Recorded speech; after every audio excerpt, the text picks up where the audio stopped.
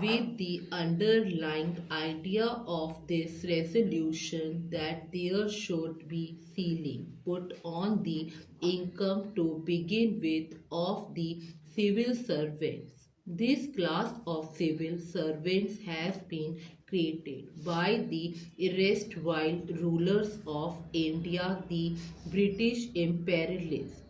They have created this class as slave drivers, jobbers, and mistresses of this great industrial concern that they were running the government of India.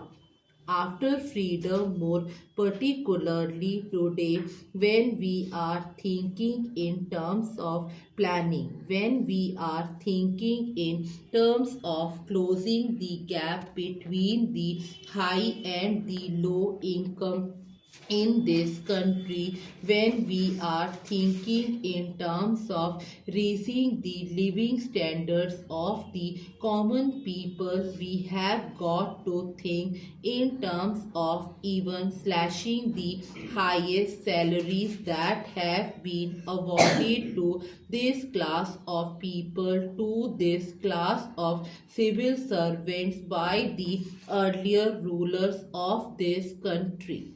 As trade unionists, we have very bitter feelings. My friend Professor Kishan Chand has just now said that there should be ceiling even on industrial income, even on payment of salaries to the managers and the managing staff of private concerns and commercial and industrial concerns.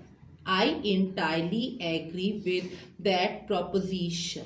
As trade unionists, when we present a case for wage increases, we have been shouting in every place, in every industry, that every concern wants to give higher salaries in the managerial staff in order that they may get the incentive to curb the workers, in order that they may work upon the workers as slave drivers, as mistresses, etc. I entirely agree with Professor Kishan Chand that even the salaries of such people must be slashed, even they must be asked to receive a lower income.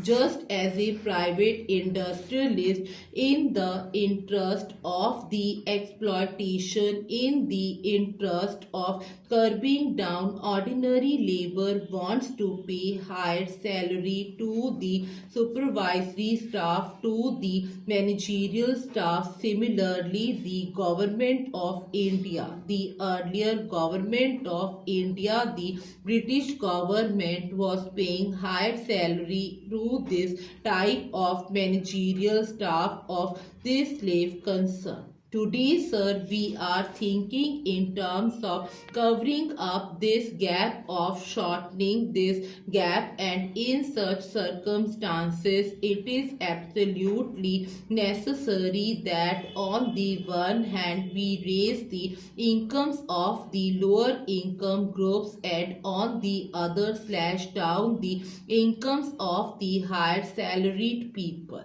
I entirely